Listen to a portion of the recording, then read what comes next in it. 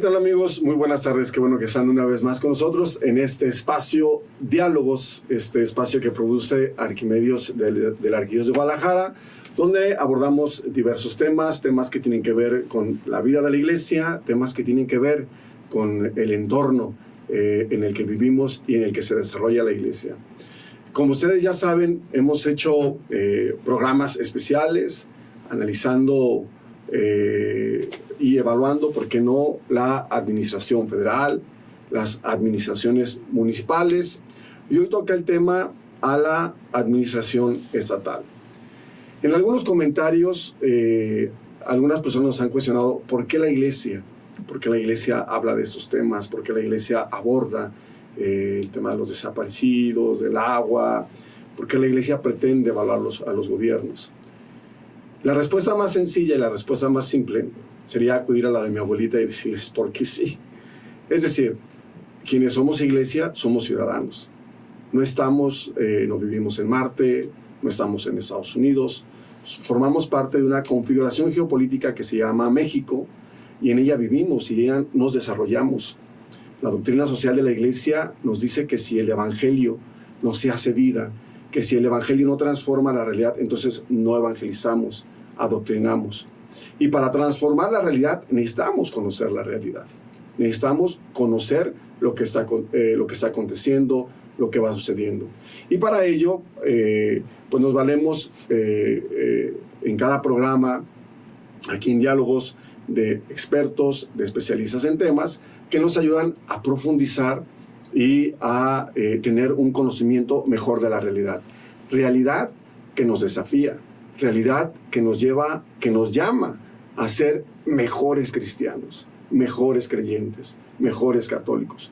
No solamente evaluar un gobierno, sino cómo me comprometo yo para que esta sociedad en la que vivo sea mejor, sea más humana, sea más justa. Y bueno, pues hoy toca el tema de lo estatal.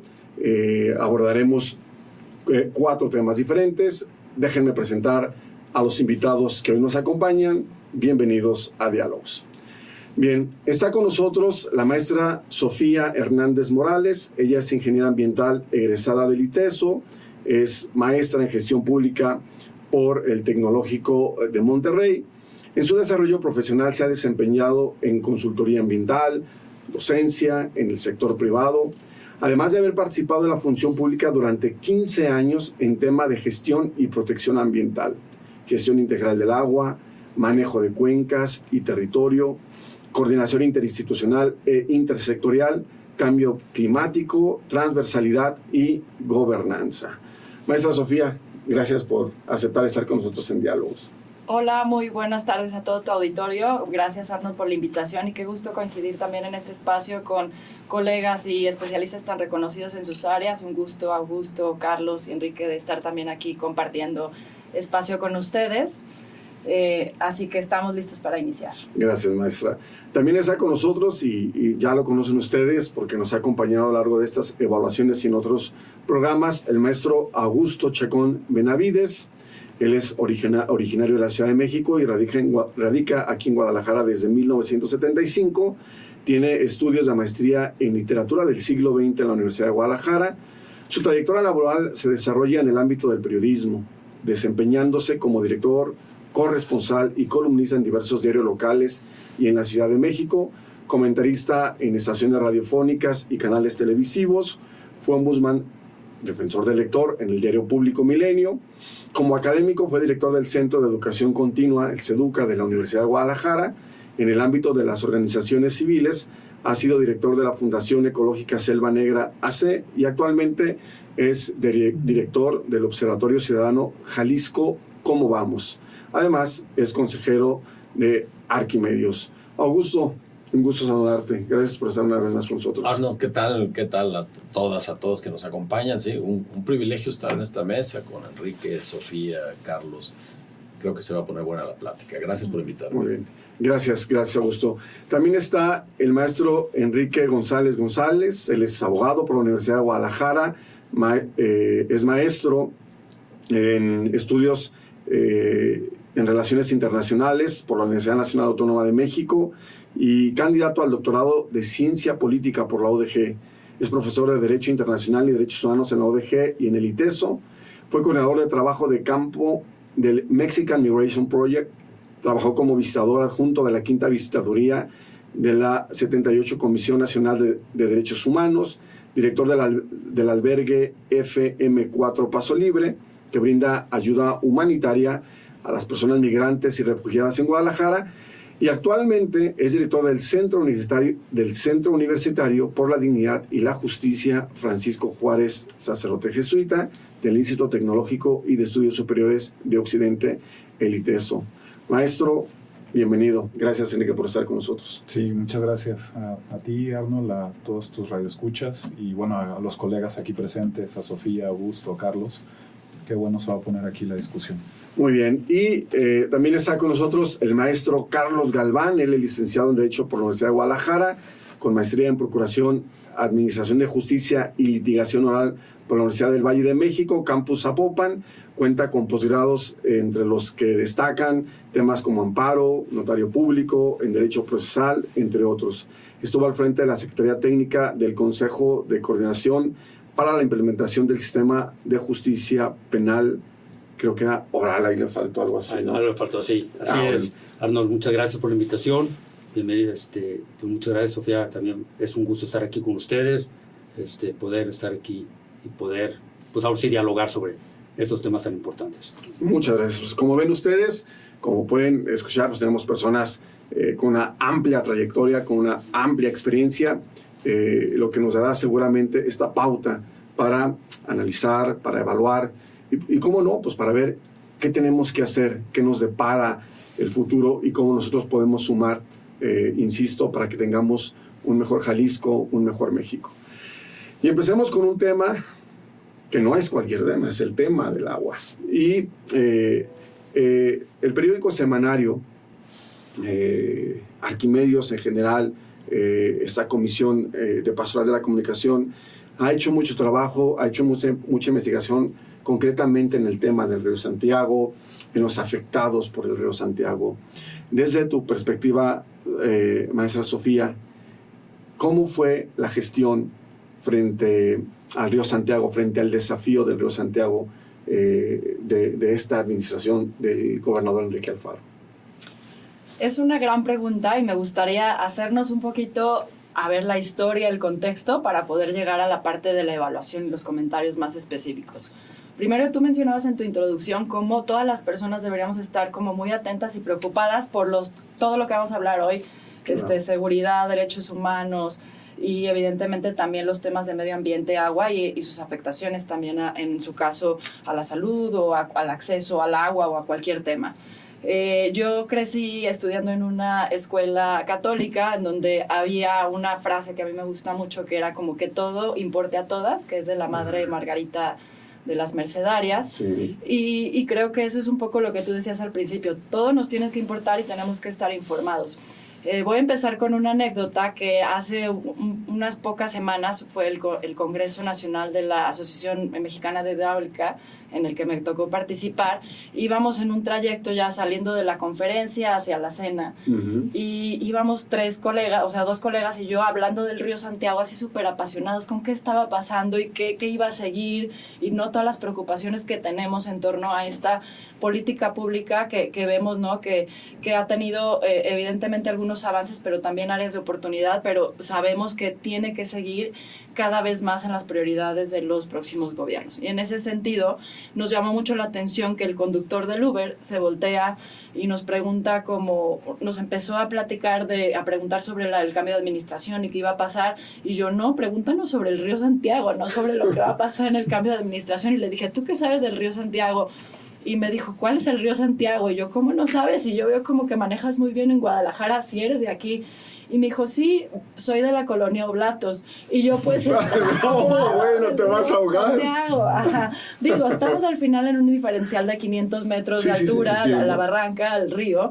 Y a veces es que lo que no vemos lo que no olemos, lo que no tenemos una relación directa, aunque estemos a unos metros de distancia en línea recta en el mapa, en el Google Maps o como lo queramos ver, no nos vinculamos. Entonces, aquí para todas las personas que nos escuchan, les invitamos a que todos sepan dónde está el río Santiago, por qué nos tiene que importar a todos, porque hay una circunstancia, un contexto muy complejo de afectación a una serie de grupos sociales, al medio ambiente, que es un tema que tiene décadas, ¿no? Que ha cambiado. A lo mejor los que tienen por ahí aún abuelos, personas mayores en su círculo, les pueden preguntar sobre la cascada del Salto y el ícono que era, ¿no? Hace 50 años, hace 60 años, como un lugar de visitación reconocido, que le decían el Niágara mexicano. Y si lo googlean, por ahí van a ver fotos muy bonitas de lo que era esta cascada, que ahora, si ven cascadas de hoy en día o de hace unos años,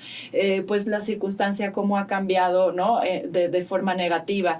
Y más allá de lo que podemos ver y oler o experimentar en el río Santiago, es eso en qué afecta al entorno y específicamente a las personas. Aquí estábamos hablando de las personas, ¿no? Cómo nos preocupemos por el prójimo. Entonces, cuando se inició en esta administración, y algo que creo que fue un acierto, iniciar diálogos primero bilaterales y después en mesas de gobernanza con directamente las personas afectadas, porque ahí pues es creo que el tema central a tener en cuenta en esta conversación, que hay personas afectadas por la contaminación que hay en este entorno y que hay afectaciones a la salud que también están vinculadas, ¿no? Tanto esto se menciona y se documenta en procesos de derechos humanos. Justamente hubo en la Comisión Estatal de Derechos Humanos una famosa macro recomendación en el 2009, hubo más recientemente en el 2020 también una medida cautelar por parte de la Comisión Interamericana de Derechos Humanos. Entonces es un tema que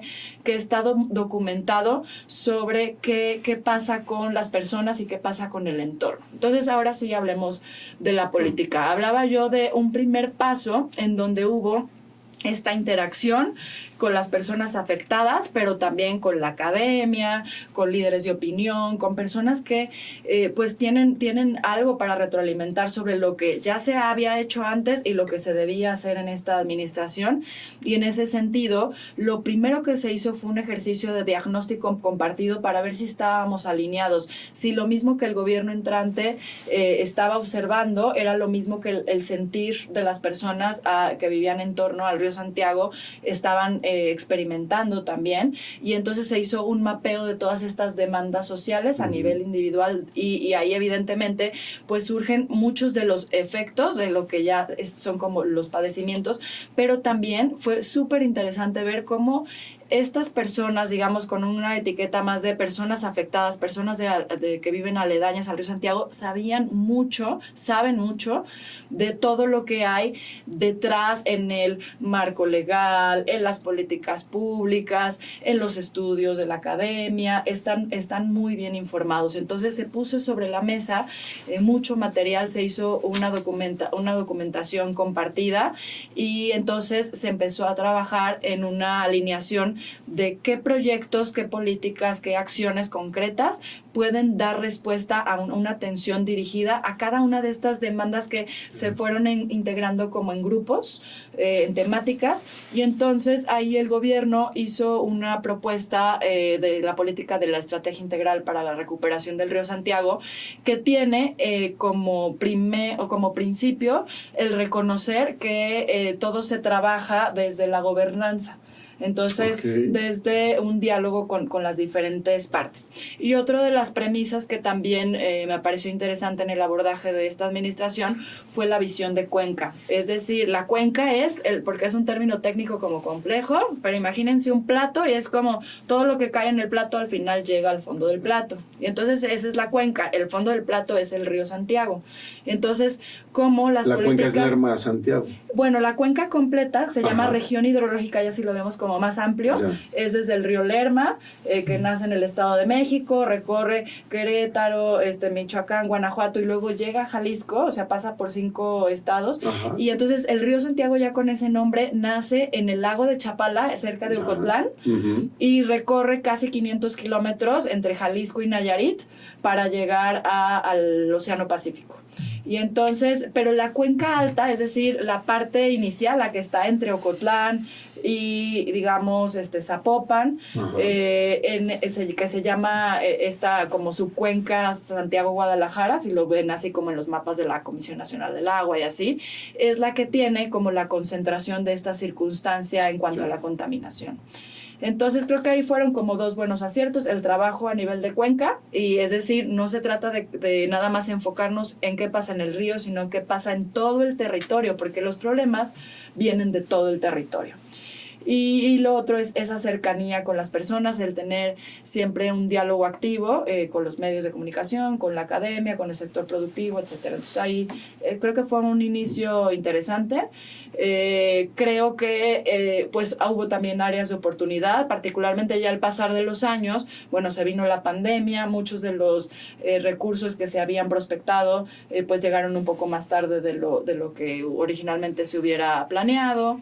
Se avanzó en el saneamiento. Hace unos pocos días el gobernador hizo un evento público en donde anunció que ya en todo el sexenio se invirtieron algo así como 7,000 millones de pesos en cuestiones relacionadas al río Santiago.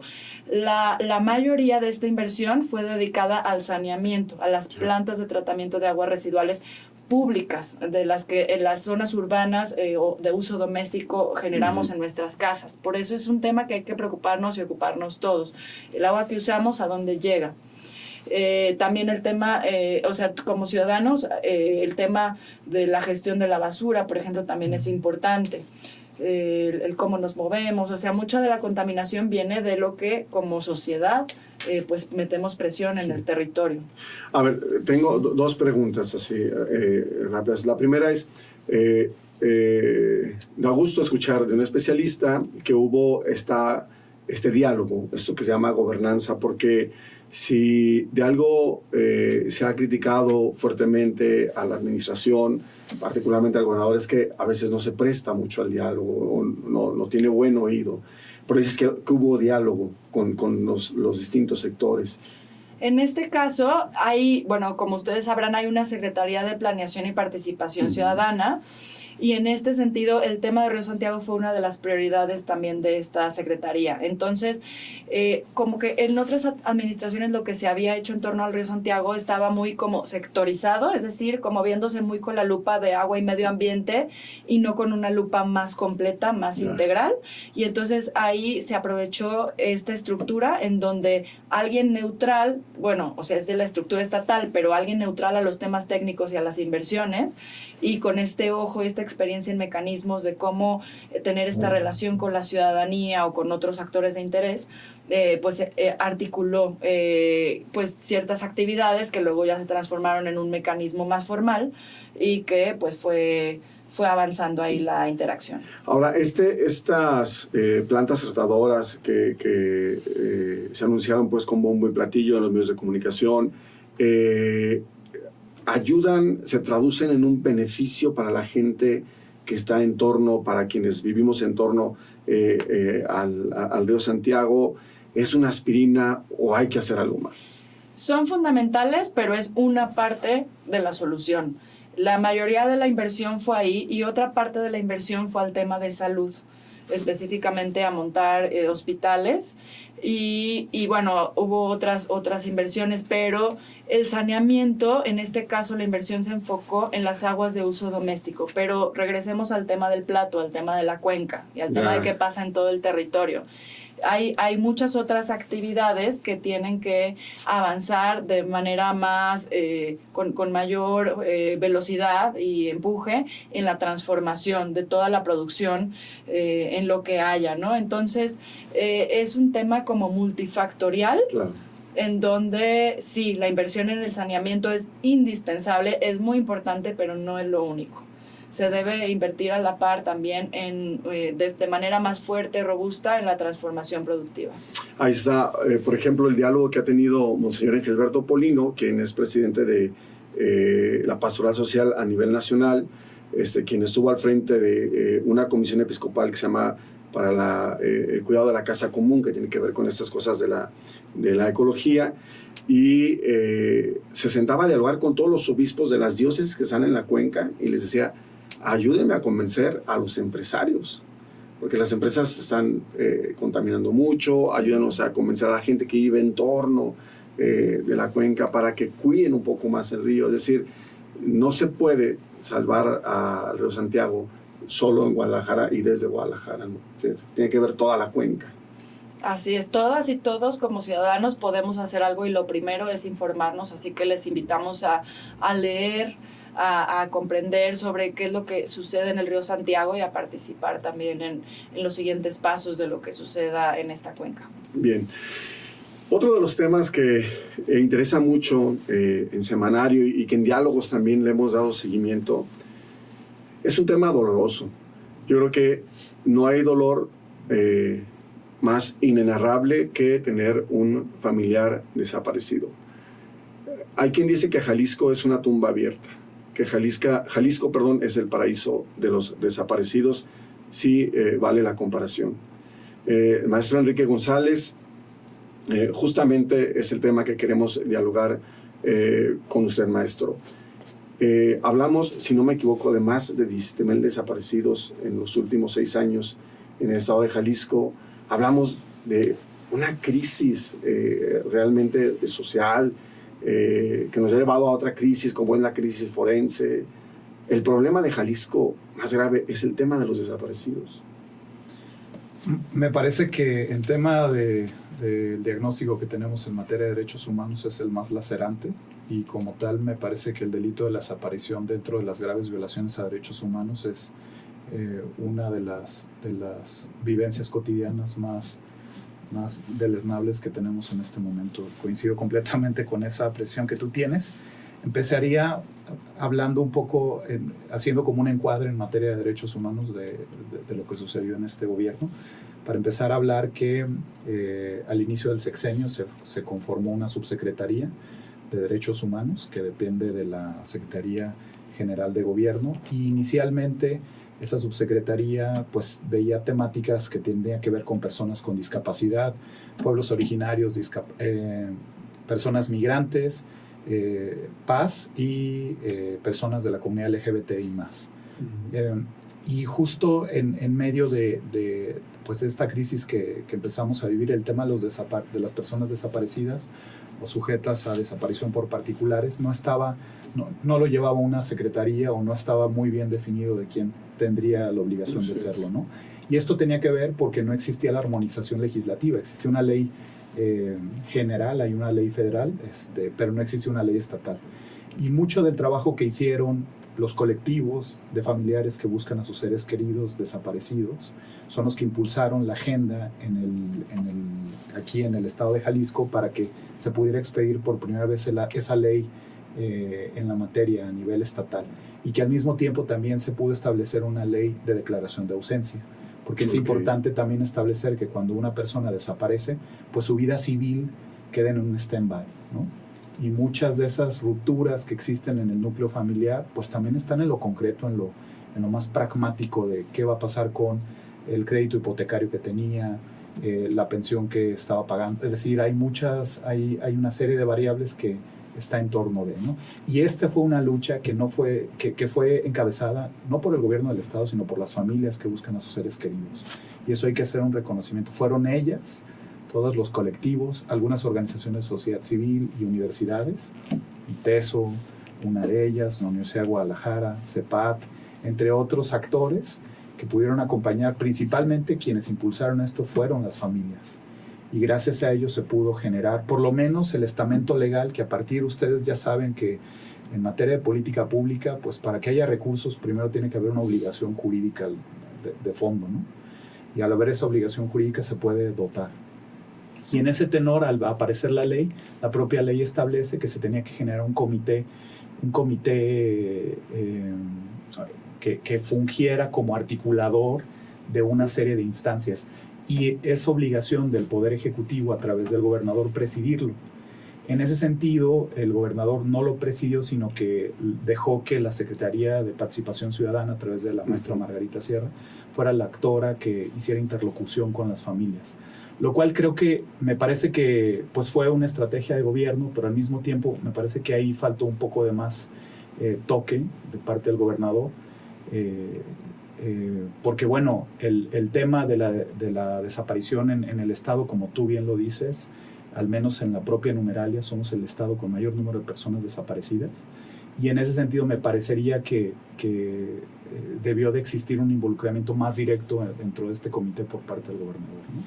Bueno, se dio, se generó, y a partir de eso pues hay, digamos, 4 instancias que van a articularse para justo poder tratar desde la esfera estatal esta grave violación a derechos humanos, como ya lo comenté. La Comisión de Búsqueda de Personas del Estado de Jalisco, la Fiscalía del Estado, obviamente, a partir de su Fiscalía Especial de Personas Desaparecidas, el Instituto Jalisciense de Ciencias Forenses y la Comisión Estatal de Víctimas del Estado de Jalisco. Entonces, estas son las 4 instancias a nivel estatal, justo, que están dentro de la esfera de competencia del Poder Ejecutivo, que van a articularse para justo poder brindar atención a estas víctimas directas e indirectas de este delito, ¿no? Y me parece que en ese sentido hay pues un balance quizás no tan favorable, pues sí, no es un buen balance, hablando en términos generales, ¿no? Los propios colectivos de víctimas y organizaciones que acompañan a ellas, pues han señalado que existe una deficiente coordinación entre estas 4 instancias, ¿no? O sea, la información que genera cada una de ellas realmente no está articulada, ni se comparte en tiempo real, ¿no? Entonces, por ejemplo, dentro de estas instancias existe un departamento o una dirección de análisis de contexto. El análisis de contexto es fundamental para entender este delito, porque justo te da las herramientas de entender no solamente qué pasó en el hecho victimizante, sino qué pasó antes, y con base en esa información poder prever una perspectiva, insisto, no hay futurismo, de lo que pudiese pasar en un territorio determinado. Decirles, por ejemplo, que esas direcciones que cada una de estas entidades tiene no funcionan de manera articulada y no se comparte en tiempo real, ¿verdad? Otras de las cosas que también nosotros observamos es que no existe una política de prevención en contra de las desapariciones, ¿no? Se está combatiendo justo este delito ya que sucedió, pero no hay una articulación previa. Y ahora no solamente voy a hablar de estas 4 instancias, una política gubernamental que sea transversal, por lo menos estos 2 órdenes de gobierno que tienen contacto directo, que es el estatal y los 125 municipios, ¿no? Ese es algo que nosotros observamos. La otra parte, me parece, es que, insisto, aunque la propia norma ha planteado estos espacios de articulación de escucha, como el comité que ya mencioné, me parece que en términos generales los espacios permanentes de escuchas para las familias han sido cerrados o no se han querido generar, ¿no? Y luego también hemos escuchado narrativas desafortunadas donde pues se tiende en ocasiones a criminalizar a quien está a quien es víctima de la desaparición, ¿verdad? Y luego otro de los aspectos que también nosotros observamos es que la infraestructura y el equipamiento, por lo menos en estas 4 instancias que ya mencioné, pues es inequitativa y es dispar, ¿verdad? Porque para empezar, contarles, no existe a nivel regional, en la Fiscalía del Estado de Jalisco sí existen a nivel regional, digamos, oficinas para poder atender a las personas que sufren de algún delito. Pero en materia, por ejemplo, de la Comisión Estatal de Búsqueda de Personas de Jalisco o de la Comisión Estatal de Víctimas, no existe una oficina regional o no hay oficinas regionales, por lo tanto todo se concentra aquí en el área metropolitana. Si tú eres víctima o familiar de una persona desaparecida, tienes que acudir justo al área metropolitana de Guadalajara a generar todos estos procesos, ¿no? Y el otro, me parece que el otro pendiente que está muy palpable es la armonización de otra serie de normativas secundarias que devienen de la propia ley de personas desaparecidas del Estado de Jalisco, los lineamientos de las células de búsqueda, ¿no? de los municipios. Es importante generarlo. Y creo que hay una gran, a nivel, quizás por mi deformación tengo esa unidad de análisis, pero me parece que pensar que en el 2014 se generó la Ley General de Víctimas y que tenemos ya más de 10 años que no se ha armonizado una ley estatal de víctimas en el Estado de Jalisco, también agudiza mucho la atención, y no solamente las víctimas de este delito, sino víctimas de otros delitos, y que también están presentes en estos grupos de situación de vulnerabilidad que ya mencioné. Personas migrantes, grupos en situación de vulnerabilidad como son mujeres, comunidad LGBT. Es decir, esa ley tampoco se ha hecho y creo que es uno de los grandes faltantes. Yo hasta aquí en esta primera parte dejaría. Sí, a ver, dos cosas rápidamente. Yo creo que es muy importante retomar este reconocimiento que haces a las madres buscadores, a la sociedad civil organizada, a estos grupos de mujeres que con el dolor a cuestas buscan a sus hijos, buscan a sus familiares, dejando hogar, dejando y viviendo unas circunstancias que yo digo son inenarrables. Yo las he escuchado y no puede uno sino decir, Dios mío, ¿en qué mundo estamos viviendo? Porque es un dolor tremendo. Y la otra, nos has explicado muy bien las instancias que deben involucrarse, cómo deberían vertebrarse. Esta es una percepción muy personal. No está de fondo la falta de, diría yo, de honestidad, quizá de valentía de quien gobierna, de reconocer un problema. No tuvimos un sexenio donde se quiso evadir a toda costa un dolor tan grande para los jaliscienses como es tener miles de desaparecidos. Yo creo que, a ver, voluntad, insisto, le tocó justo articular un esfuerzo que desde sociedad civil y particularmente, insistimos con estas palabras, son las madres, padres y familiares de personas desaparecidas quienes están en la vanguardia de este tema y quien, como tú lo dices, tiene todo nuestro reconocimiento. Y a partir de esa exigencia concreta y directa, pues se tuvieron que articular la ejecución de la ley que se generó, ¿verdad? Claro. Entonces, a partir de la ejecución que la ley que se generó, pues se tuvo que, ahora sí que construir todo el andamiaje. Se generó una fiscalía de personas desaparecidas que no es independiente, que justo lo que estamos buscando es que haya una independencia. Digamos, desde el brazo gubernamental se articuló lo que se tenía que hacer. Efectivamente, yo sí pienso que tendría que haber habido un impulso mayor o con más ahínco por justo lo que representa, ¿no? Y me parece, insisto, que el haber dejado en el comité coordinador no la figura nodal y principal, porque pues vivimos en un mundo, y bueno, ¿qué podemos decir de este espacio lleno de signos y símbolos, ¿no? El que estés presente como poder ejecutivo en este espacio es de alguna manera, pues, demostrar el interés que tienes de lo que se está viviendo. Y la otra, insisto, es no generar a priori juicios de valor en contra de quien está buscando a sus hijos desaparecidos y abrir la escucha. Me parece que eso hubiera abierto otros canales y hubiera generado procesos de gobernanza que, al parecer, escuché en el tema del agua sí se generaron. Quizás en esto no se pudo hacer de esa manera, ¿no? O sea, yo sí pienso que no estoy, por eso justo quiero hacer una ponderación y este análisis, como cualquier otro, no es blanco y negro, ¿no? Así es. Está lleno de matices y una escala de grises, pero me parece que debido a la magnitud del problema tendría que haber habido quizás otra disposición para justo enfrentar este terrible, pues sí, delito y violación a derechos humanos que estamos viviendo. Bien. Y este tema de los desaparecidos pues va de la mano del tema de la seguridad. Quizá hemos escuchado, y habrá que reconocer que en materia de seguridad hubo algunos avances, sobre todo en el tema de los delitos de foro común.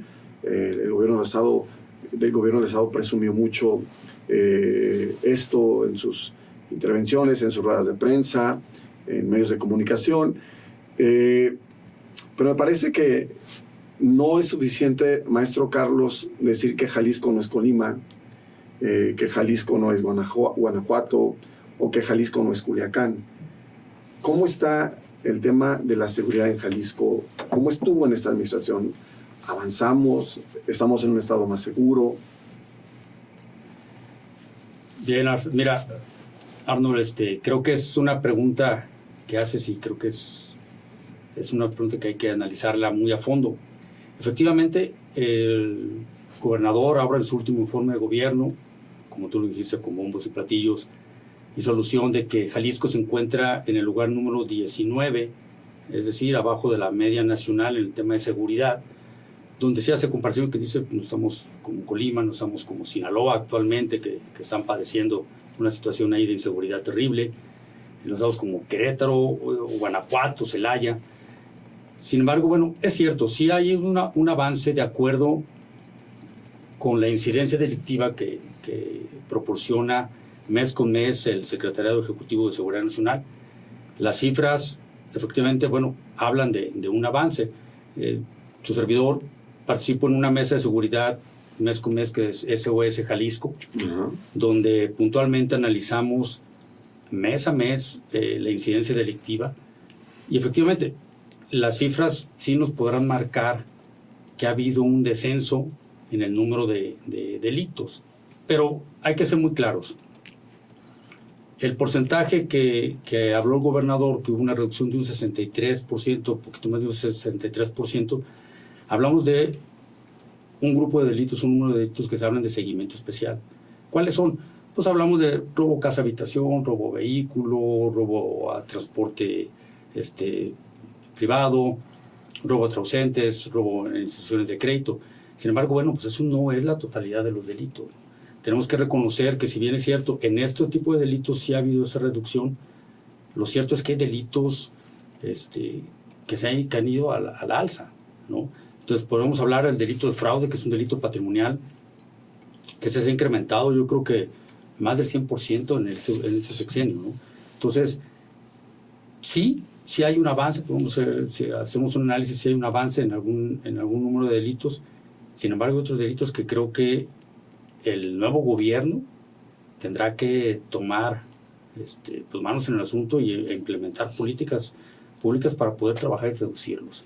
Entonces, creo que incluso en el tema de, como hablaba ahorita Enrique, el tema de desaparecidos. Él lo decía, ¿no? El mismo gobernador decía, desaparecieron en el sexenio 9,000 y tantos personas, ¿no?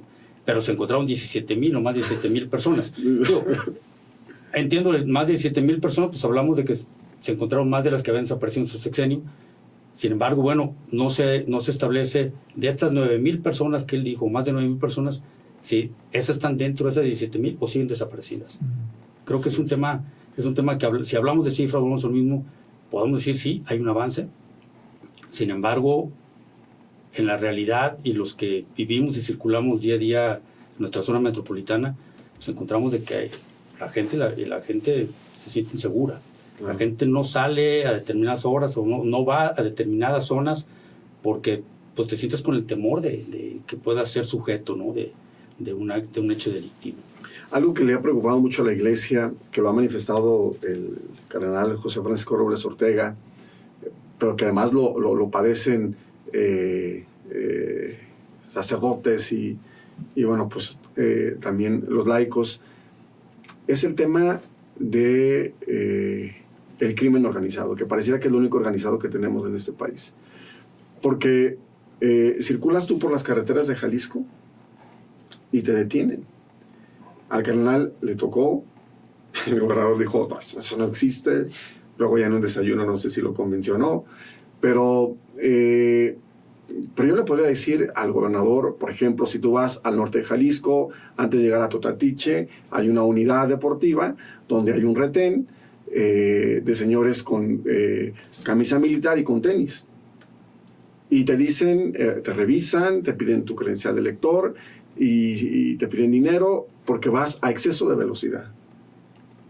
Y uno dice, claro, toma, iba como a 150, ¿no?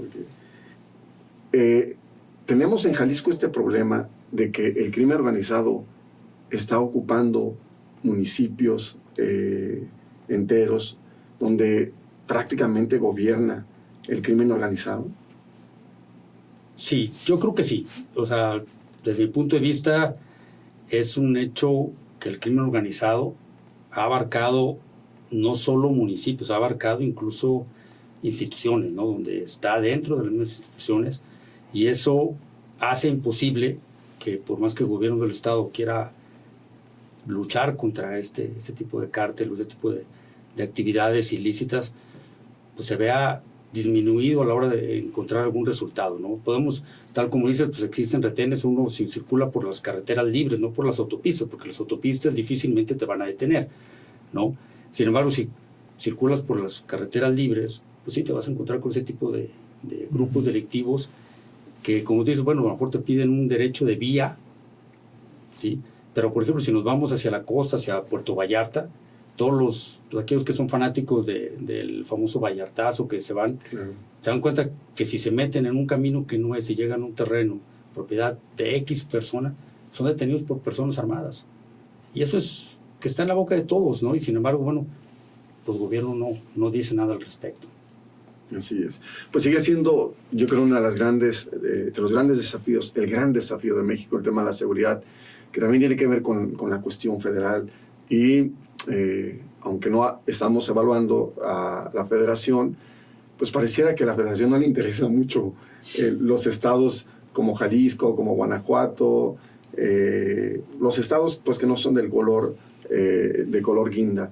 Y eso lo vemos, ¿no? Con la falta de diálogo con el próximo gobernador, etcétera, etcétera. Pero pareciera que no hay esa vertebración necesaria para enfrentar algo tan complejo como es el crimen organizado, ¿no?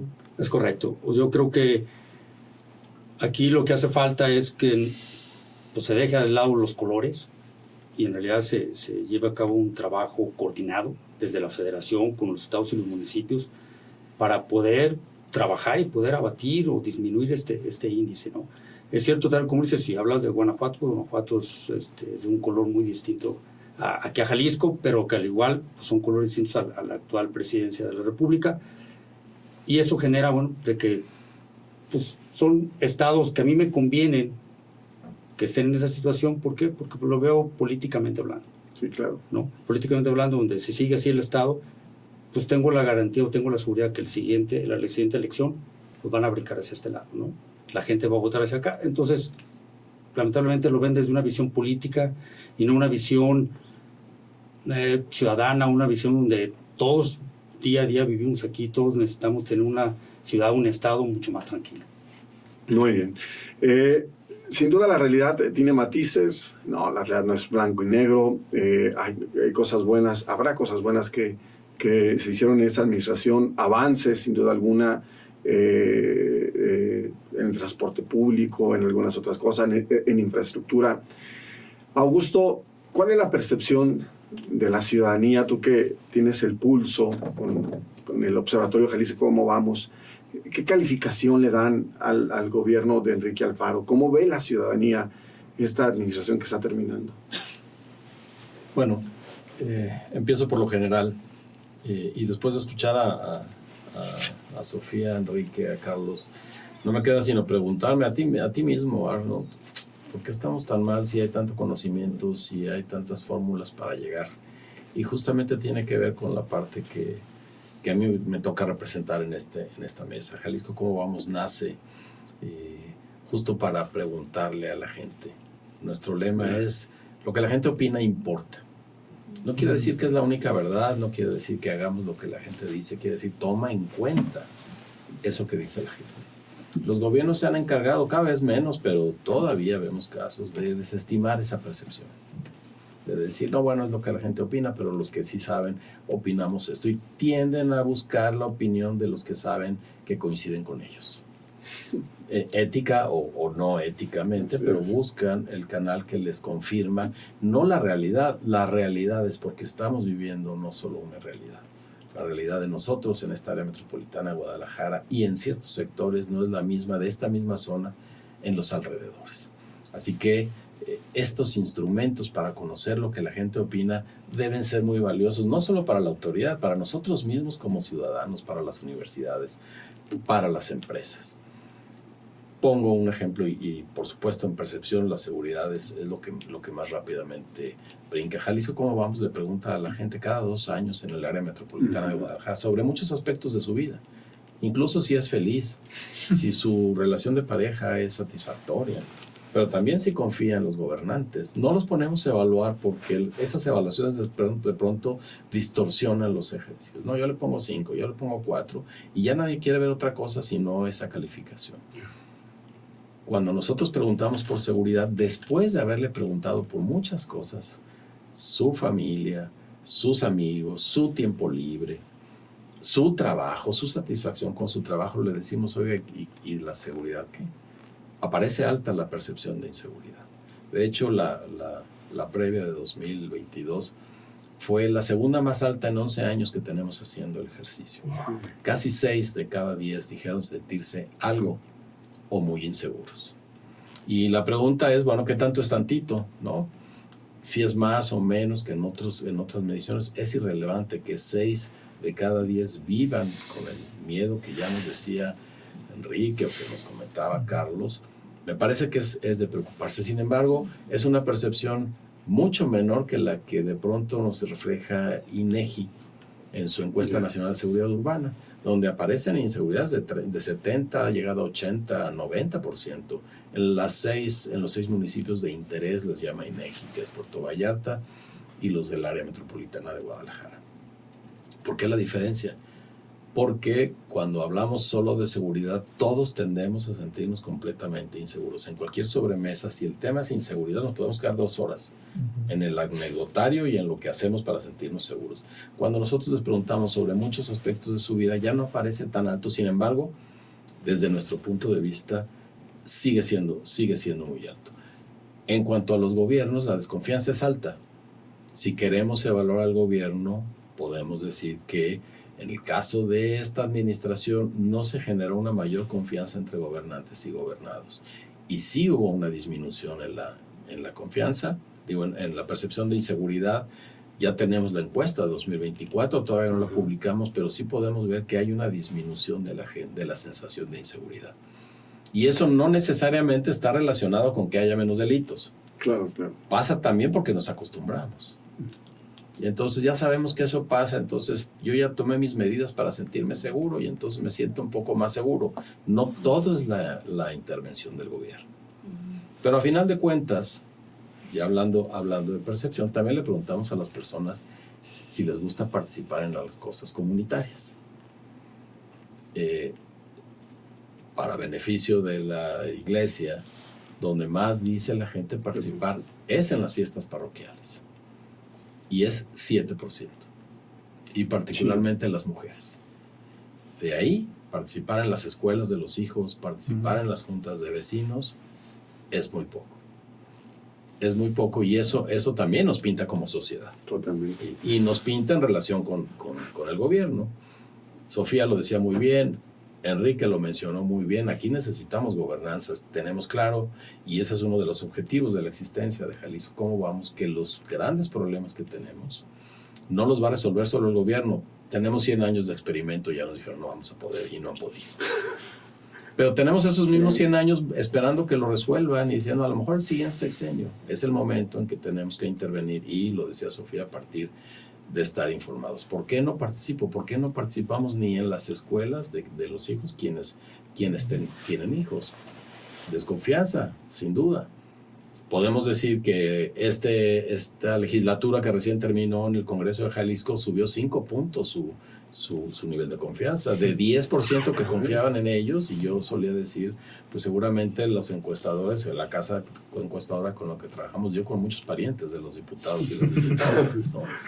Pero ahora fue 15%, y ese dato sí ya lo publicamos. Algo hicieron que la gente confía un poco más en ellos, pero normalmente es bajísima la confianza. Es decir, no confiamos en nuestros representantes directos, no es el gobernador, no son los jueces, nuestros representantes directos son las mujeres y los hombres que están en calidad de legisladores, que tienen que llevar las necesidades de cada distrito para hacer contrapeso del Ejecutivo, para crear leyes en consecuencia de lo que se necesita, y eso no está sucediendo.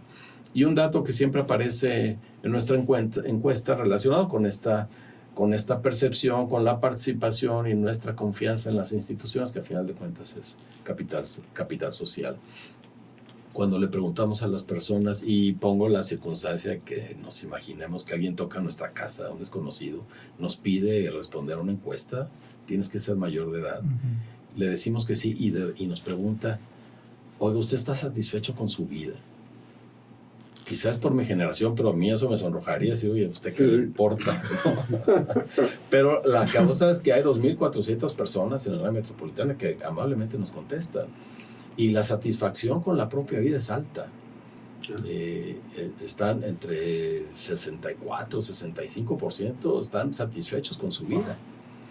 Y yo digo, qué bien, ¿no? No han pasado por mi casa. Somos felices, somos altamente felices en Guadalajara. Bueno, Eso nos está bien y estamos satisfechos con nuestra vida.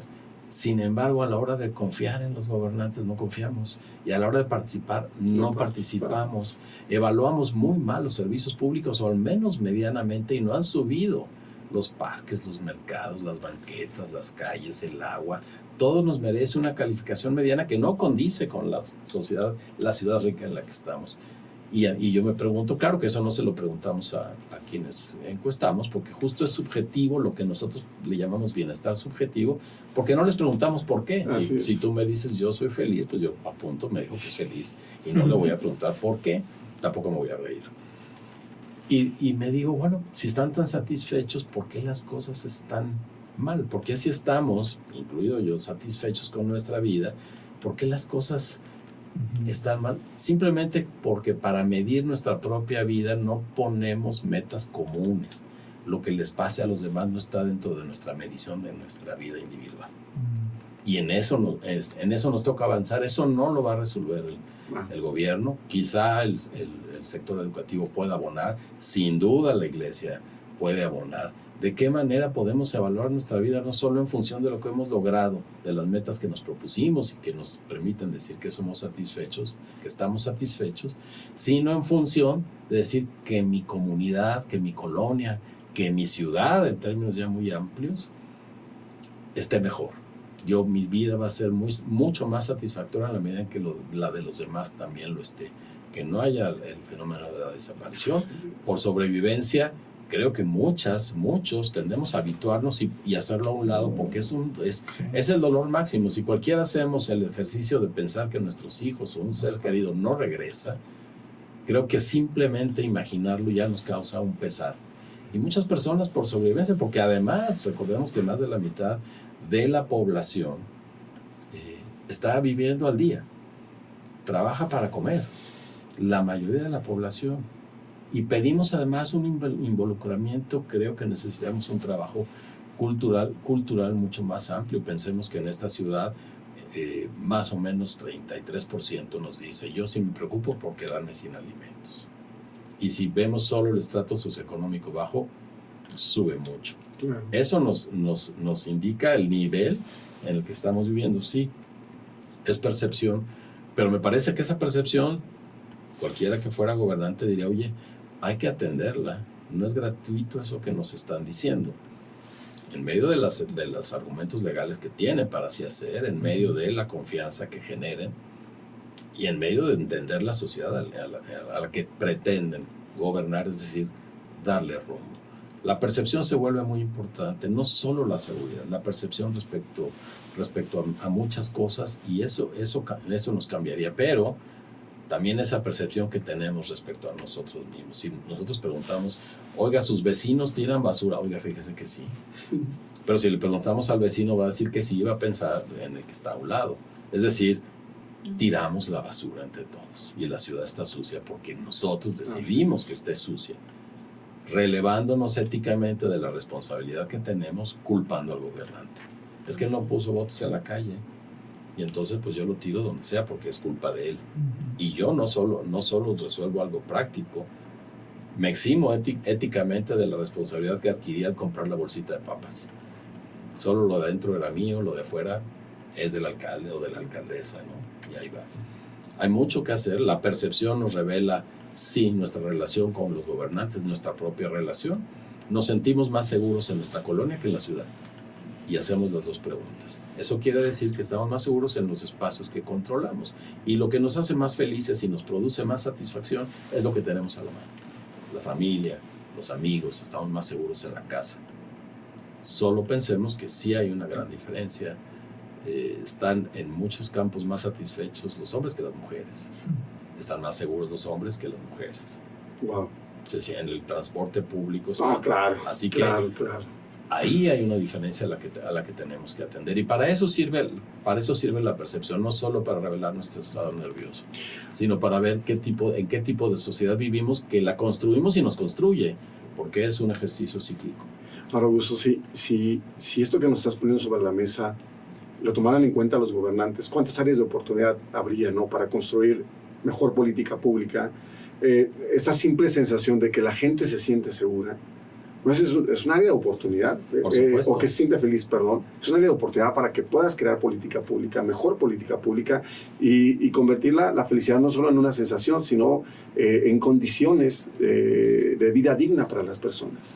Nosotros, pues, en 2016, que ya el tema de las personas desaparecidas estaba en los medios y aparecía, 2016, hace 8 años, dijimos, vamos preguntando en nuestra encuesta, y algunos dijeron, pero pues es un delito pequeño que incide muy poco, no va a aparecer una muestra así de dispersa, pues vamos, nada perdemos. Pues apareció 2% en ese 2016, 2% de nuestra muestra dijo, yo tengo un familiar desaparecido, no sé de desaparecidos, yo tengo un familiar desaparecido. Se lo dijimos al gobernador en aquel tiempo, junto con su fiscal. Hay un problema que se está gestando. En la siguiente fue 7%, 2 años después. Llegó a 9% y ahí está. Una sociedad como esta, de un estado tan rico como Jalisco, que produce mucho al Producto Interno Bruto, de la economía número 12 del mundo, 10% de un área metropolitana como Guadalajara, que bien podemos extrapolar al resto del estado, Claro. tiene un familiar desaparecido. Es un fenómeno no correctamente diagnosticado, no correctamente atendido y, por supuesto, no puesto en la lógica de la gobernanza. Así es. Bueno, el tiempo aquí no es el mejor amigo, no nos vamos a presionar mucho, aquí esperemos que nuestras amigas que están en edición hagan milagros como suelen hacerlo, pero bueno, viendo un poco en perspectiva hacia futuro, maestra Sofía, concretamente en el tema del río Santiago, ¿por dónde debe transitar la próxima administración? Escuchaba hoy analistas contentos con los nombramientos en referencia a las personas que se van a ocupar del tema del agua, decían que técnicamente bien preparados, francamente desconozco, pero parece que son personas que tienen los blasones necesarios. Respecto al río Santiago, ¿por dónde debemos transitar? Partimos de un contexto en donde al inicio de su gobierno, tanto a nivel federal y en este caso ahora con el gobernador electo en Jalisco, ya han tocado el tema. Primero, la presidenta Claudia Sheinbaum puso 10 puntos de la agenda ambiental y uno de ellos habló de la recuperación de los ríos más contaminados, nombrando específicamente al río Santiago como prioridad. Y Pablo Lemus, el gobernador electo, estuvo en un evento que mencionaba hace rato, en donde el gobernador saliente, Enrique Alfaro, entrega un documento del Plan Santiago 2050, en donde viene pues parte de la perspectiva y siguientes pasos propuestos de lo que esta administración que termina entrega. Entonces, ambos niveles de gobierno están conscientes de la sensibilidad, el tema está muy observado en materia de derechos humanos, tienen herramientas y creo, coincido con los comentarios que te hicieron llegar sobre el personal que nombró el gobernador electo Pablo Lemus para el equipo de agua, que son personas con mucha experiencia y que tienen mucha sensibilidad a este tema. Yo francamente me quedé contenta con las noticias del viernes de la semana pasada y esperemos que esté a la altura este equipo y que como se hizo en esta administración se trabaje de una manera transversal, porque eso es clave. En otras administraciones antes ese tema lo cubría mucho las dependencias del tema de agua, pero faltaba cruzar y hacer trabajo conjunto con Secretaría de Salud, con participación ciudadana, con medio ambiente. Creo que una de las grandes áreas de oportunidad de donde deben ir las apuestas es pensando en todo el territorio, en cuidar los ecosistemas naturales. La parte de inversión en conservación es muy importante. Recordemos que nuestros bosques, nuestros ecosistemas son las fábricas de agua y de ahí viene lo bueno. Y el otro gran bloque de inversión, además de los que ya están planteados como el saneamiento, es la transformación productiva a una mayor escala. Pensemos en agricultura regenerativa, por ejemplo. Oye, y la ciudadanía, los que nos están viendo, los que nos van a ver en las repeticiones en Facebook, en YouTube, ¿qué debe hacer en torno al tema del agua? para no dejarle todo el paquete al gobierno. Claro, no, lo que decía Augusto es muy importante porque todas las personas tenemos algo que hacer. Primero, estar informados.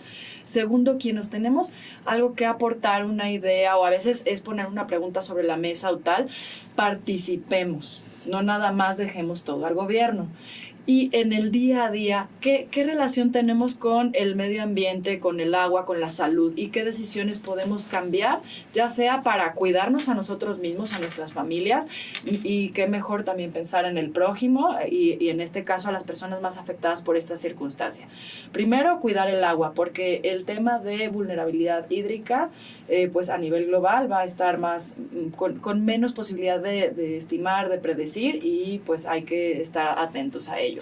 El tema de la contaminación también, dado que cada vez somos más personas, hay más producción agroalimentaria, hay más industria, pues también es un escenario complejo. Así que lo que consumamos, cuidemos cada decisión. Pensemos en las papitas que decía como ejemplo Augusto, ¿no? Cada decisión, ¿por qué no comemos un poco menos de papitas? ¿Por qué no hacemos un lunch local? Favorezco a que le compro a la vecina algo que ella produce y al mismo tiempo genero menos basura. Estas decisiones conscientes para nuestra salud, para nuestra economía, pero también para el medio ambiente, van a ser muy relevantes. El cómo nos movemos es otro tema. Ese más ligado al cambio climático y no tanto al Río Santiago, pero todas esas pequeñas decisiones que todos los días hacemos tienen un impacto y comprometámonos y aceptemos nuestra responsabilidad. ¿Cómo nos movemos o intentamos movernos? Porque en esa ciudad ya es una dificultad. Maestro Enrique, igual en el tema de desaparecidos, habrá una instancia, se ha anunciado, pero ¿por dónde podríamos transitar para que esto, para que este dolor que tiene Jalisco pudiese disminuir? Hay un lema que utilizan las familias que buscan a sus seres queridos y dice: sin las familias no. Y es un poco como hacer énfasis en que todas las acciones gubernamentales de los 3 órdenes de gobierno y de los 3 poderes también, o incluso de los organismos autónomos constitucionales que queden después de esto, señala justo eso, que toda acción gubernamental en este tema, en el tema de la desaparición forzada por particulares, tiene que ser consultada y acompañada por las familias. E insisto mantener canales de diálogo abiertos, receptivos, y de una escucha muy activa, empática con lo que está pasando y real, ¿no? O sea, yo sí creo que eso es una de las exigencias que se están planteando en esta materia. Les contaría, por ejemplo, que hubo unos foros hace poco en el cual invitaron a las familiares de personas desaparecidas para discutir, justo en este gabinete de transición, invitó primero a los colectivos de familiares de busca de sus hijos e hijas desaparecidos para dialogar en torno a la construcción del reglamento de la Secretaría de Inteligencia y Desaparición de Personas. Hay muchas dudas al respecto porque ya hay un andamiaje construido. Entonces muchas de las dudas es cómo se va a articular con lo que ya está para no hacer un borrón y cuenta nueva de lo que está pasando, y justo en qué medida estas 4 instancias que ya mencioné, la Comisión de Búsqueda, Fiscalía, Instituto Jalisciense de Ciencias Forenses y la Comisión Estatal de Búsqueda pueden articularse y trabajar realmente en conjunto, y cuál sería el papel de esta Secretaría. Entonces hicieron en esas mesas de escucha con este nuevo el gabinete en transición.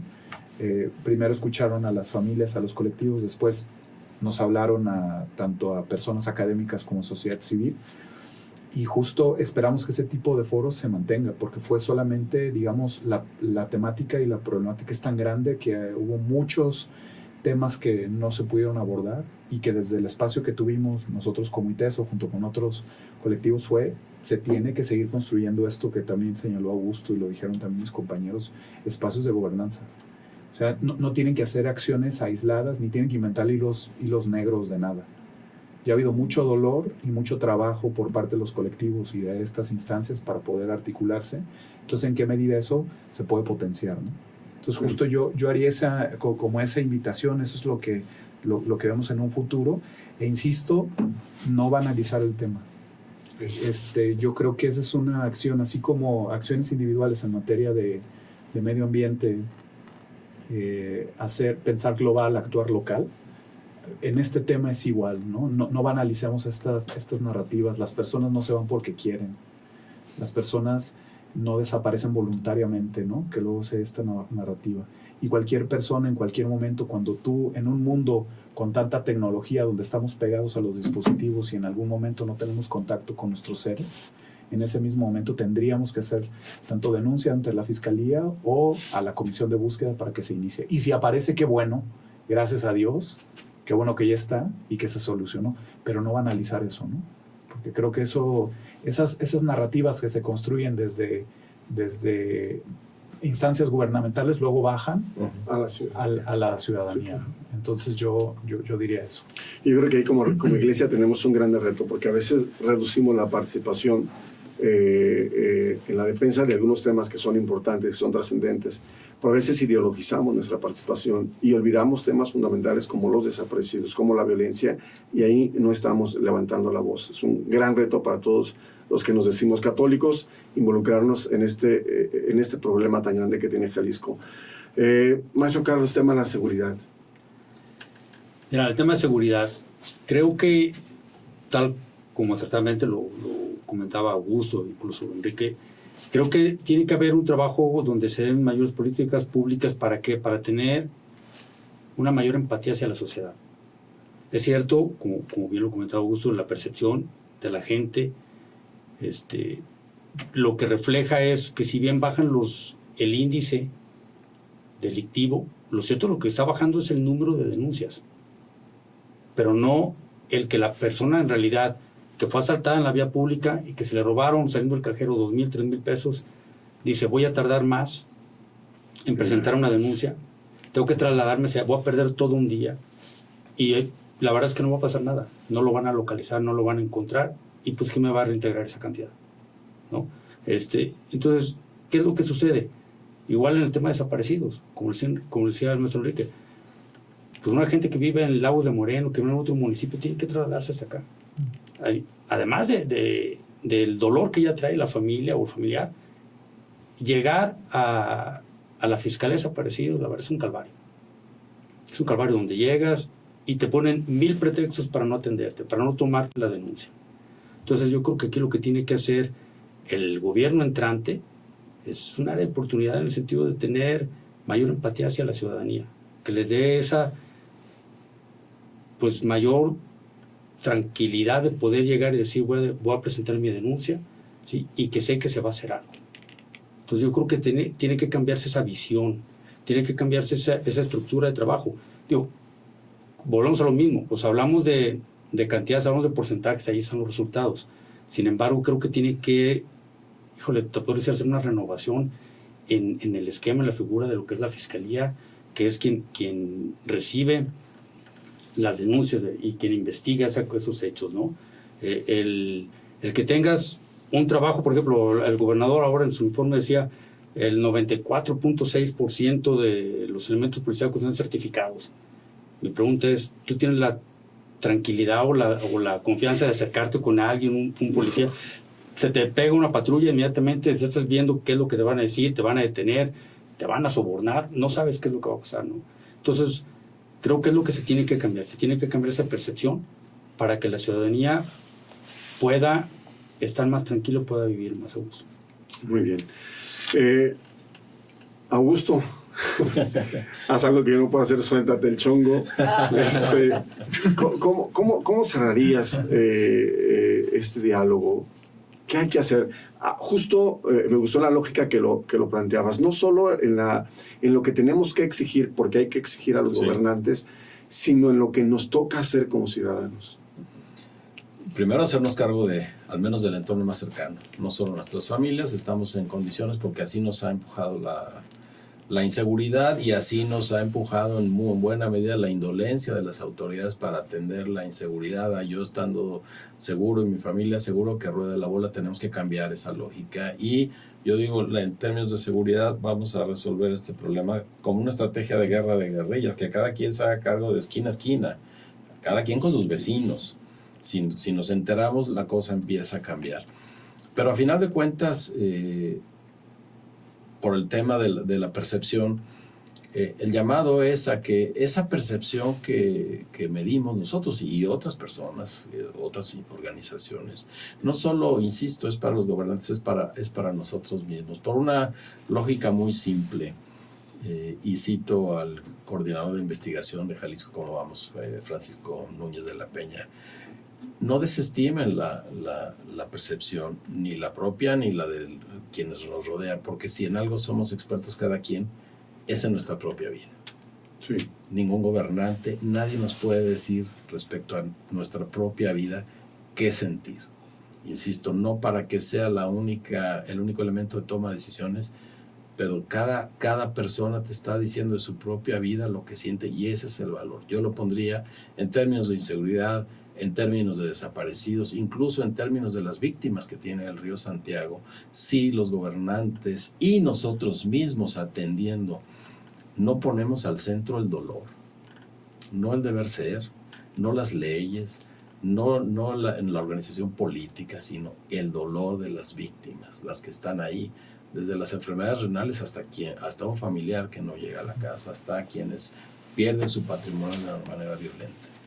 Ese dolor es el que nos debe articular, porque si no, normalizamos, nos hacemos a un lado por mera sobrevivencia. El dolor ahí está y es el que debe mover a la acción. Y ese dolor se expresa muy bien en cualquier encuesta de percepción.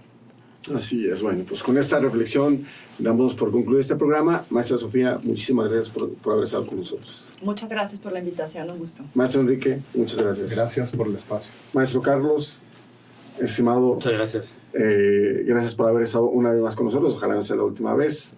Espero que me sigan invitando. Fue un privilegio estar en esta mesa y Gracias. escuchado a mi compañera y a mis compañeros. Muy bien.